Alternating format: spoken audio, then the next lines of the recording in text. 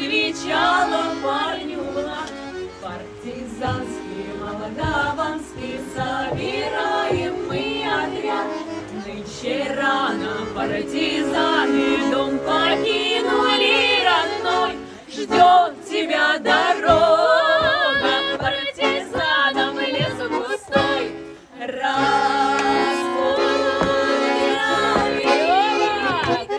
Зеленый лист резной, здесь у клена мы расстанемся с тобой. Клен зеленый, да клен кудрявый, да раскудрявый резной.